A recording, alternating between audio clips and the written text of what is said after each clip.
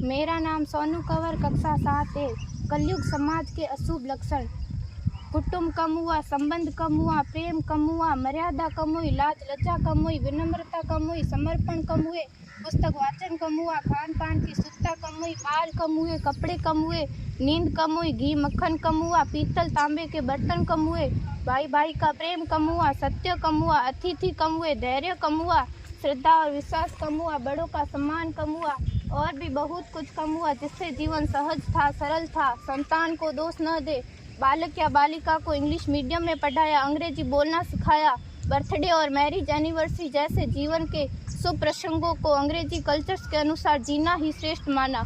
माता पिता को मम्मी डैड कहना सिखाया। जब अंग्रेजी कल्चर से परिपूर्ण बालक या बालिका बड़ा होकर आपको समय नहीं देता, आपकी भावनाओं को नहीं समझता, आपको तुच्छ मानकर आपसे जुबान लड़ाता, जब आपको बच्चे में कोई संस्कार नजर नहीं आता, तब घर के वातावरण को गमगीन किए बिना, संतान को दोष दिए बिना एकांत में जाकर रो लीजिएगा, क्योंकि पुत्र या पुत्री की पहली वर्षगांठ से ही भारतीय संस्कारों के बजाय, मंदिर जाने के बजाय केक कैसे काटा जाता है, यह सिखाने वाले आप और अम्मी है। जब बच्चा पहली बार घर से बाहर निकलता है तो प्रणाम और आशीर्वाद के बदले बाय बाय कहना सिखाने वाले आप और अम्मी है।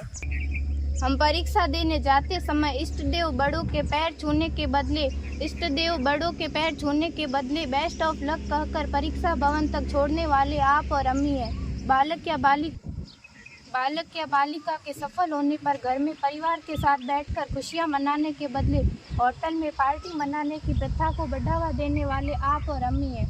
बालक या बालिका के विवाह के पश्चात कुल देवता देव दर्शन भेजने से पहले हनीमून के लिए फॉरेन टूरिस्ट स्पॉट भेजने की तैयारी करने वाले आप और अम्मी हैं। ऐसी कई ढेर सारी अंग्रेजी कल्चर्स को हमने जाने अनजाने स्वीकार कर दिया है। अब तो बड़े बुजुर्गों के पैर छूने में भी शर्म आती है। गलती किसकी? मात्र आपके माता और पिता की। अंग्रेजी अंतर्राष्ट्रीय भाषा है, से काम का जेतु सीखना है, अच्छी बात है, लेकिन इसकी संस्कृति को अपने जीवन में उतारने की तो कोई बाध्यता नहीं थी। अपनी समृद्ध संस्कृति को त्याग कर नैतिक मूल्यों, मानवीय संवेदनाओं से रहित अन्य सभ्यताओं की जीवन शैली अपनाकर हमने क्या पाया? अवैध संबंध, टूटते रिश्ते, व्यसन युक्त धन, थके हारे मन, छल भरे रिश्ते, अनुशासनहीन संतानें, असुरक्षित समाज। एक बार विचार जरूर कीजिएगा कि संस्कारवान पीढ़ी क्यों आवश्यक है।